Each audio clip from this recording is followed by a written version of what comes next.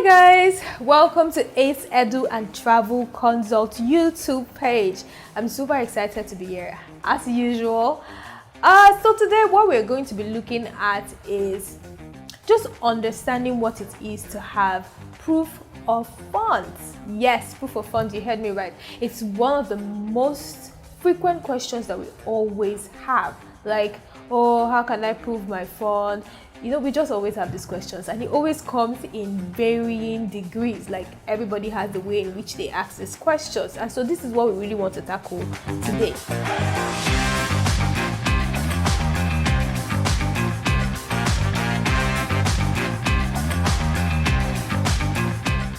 Now, I'm very big on saying this.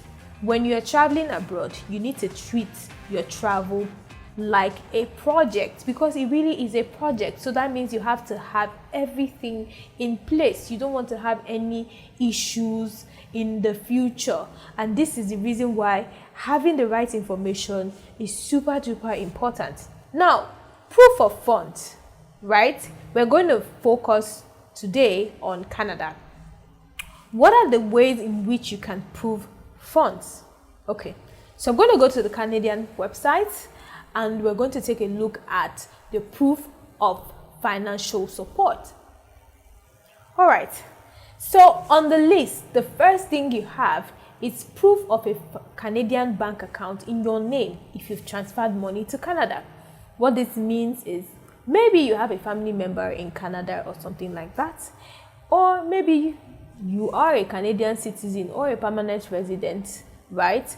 Or maybe had a temporary work permit before, and you have you somehow have a bank account in Canada. So that means maybe you have money there. You can just ask for a proof of funds, your bank statement, a bank statement that proves that you are the owner of this bank and these are your transactions. So that's one. Another thing you can do is a guaranteed investment certificate, a GCI, from a participating Canadian financial institution. Again, these are for people that already have had access to Canada before. Then you have proof of a student or education loan from a bank. Yes, you heard me right. A lot of people don't know this, but yes, indeed, if a bank is ready and willing to sponsor you, give you a loan, an education or student loan, then you can submit this as a proof of fund, because it really is a proof of fund. By the way, you are taking a loan. So you know this because it will be because it's really useful to know this type of information. A lot of people are very confused as to how they can get funds for their study. This is one way. As you can see, I didn't say this, Canada said it. So you have your bank statement for the past 4 months, right? Typically, you have to present your bank statement for the past 4 months. They want to see the inflow and the outflow and the current balance. So you have to submit that as well. Then, of course, you have proof you paid tuition and housing fees. So if you are given an admission, your tuition fee is definitely on your admission letter, and in some cases you have to pay within a certain period of time. Paying your tuition is also a proof of fund. Or you want to live in campus, on campus. You want to live on campus, you don't want to live outside, or whether you live outside, it really doesn't matter. As far as you've made some form of payment, that's also considered a proof of funds. Now you also have a letter from the person or school giving you money. Where they say a letter from the person or school giving you money, in the case of the school, it's usually sponsorship. If a school is sponsoring you, like giving you a scholarship, then you also need a letter from them. It also serves as a proof of fund. And then a non-educational sponsor, that means maybe a family friend, your parents, your godfather or godmother, they can also present their bank statements and then a letter to prove that, oh, I, so and so person is sponsoring A, B, or C. So you need that as well. Then you have proof of funding paid from within Canada. That's also a way, that's also a part of your proof of financial support. Now let's get right into it. There are a couple of other ways you can prove funds that is not listed here. Land documents. I believe you hear this a lot. A land document, a pension, these are mostly for like older people. Land document, your pension are part of the ways you can actually prove funds, especially your pension, because obviously pensions have, like, you can see the charges, you can see when you have, like, if you've ever come across a pension before, so you'd see the letter, you'd see the amount you currently have, because pension is a withdrawable fund, so you can use your pension as a proof of funds, right? And then of course land documents, it's always good when you have maybe the C of O, and there's the deeds of ownership, things like that are also part of proof of funds. Some people like to put their car documents as well. I don't think it's necessary, but whatever you need to do to prove that, oh, I can take care of myself when I get to so country, I can pay my tuition fee. Put them all together in one beautiful PDF document and submit them as your proof of funds. I almost forgot. We can't talk about financial support without telling you how much you need to have. And also, for my Nigerian brothers and sisters, I cannot talk about financial support without talking about the NSE. That's the Nigerian Student Express. When talking about Canada, these things are really important. So let's start from the top, which is the financial support and how much you need to really have.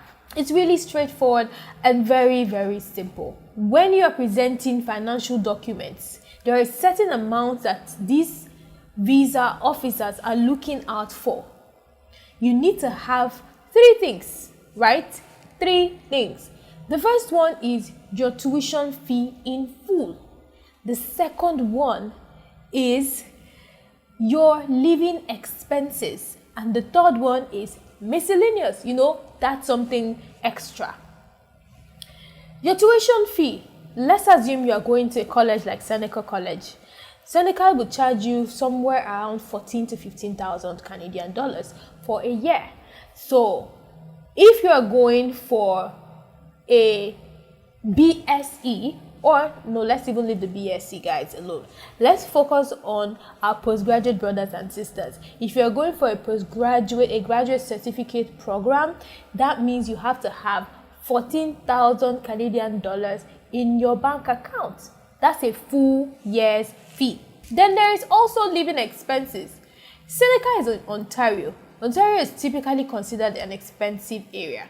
So off the top of my head, you should be looking at having an extra 7,000 to 9,000 Canadian dollars at hand. So that is, say, 14,000, right? Plus an extra 9,000. That's about, let's say, 9 plus about 23, I believe, 23,000 Canadian dollars.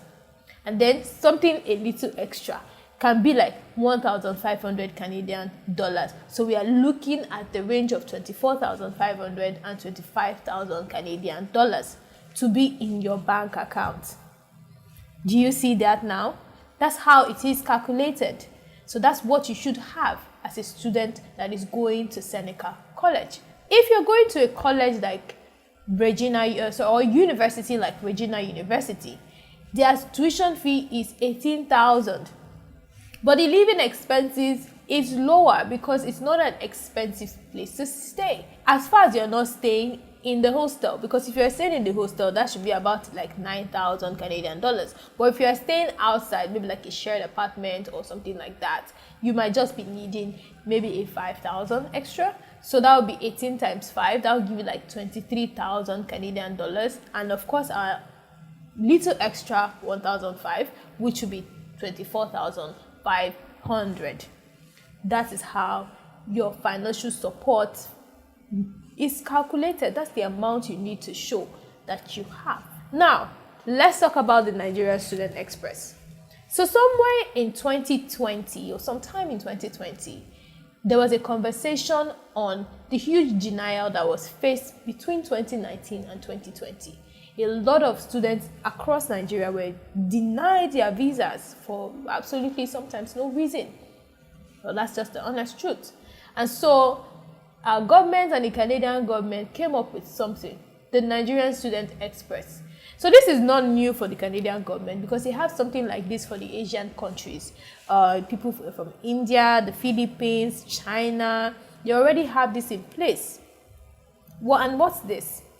It means presenting 2 documents to stand out of the crowd: your IELTS and my bank statement ticket. Now, everybody already knows what the IELTS is. It's your English test, right? Good.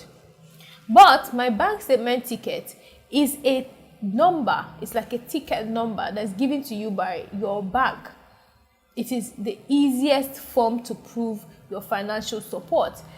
You know, when you have a bank statement, all the transactions within 4 months, it's pages upon pages upon pages. It's just a lot of pages, right? But my bank statement ticket is just very easy. It's just one simple ticket, one simple PDF document that can be submitted and uploaded. Very easy, very straightforward. Now, not saying this is compulsory, it really is not, but when you have these 2 things together, it fastens your visa process. So I love to tell my clients this. So if you have it, fine. If you don't have it, it's also fine. But if you are someone that really is looking to hasten your visa process, then having the IELTS and having my bank statement ticket would help you achieve that. If you have any further questions, of course, we are always open to take your questions. We are always open to answer you. So check us out on Instagram, Twitter, Facebook, or send us a direct message on WhatsApp. You can check our website www.consultacng.info. Thank you guys. Have a wonderful day. Adios.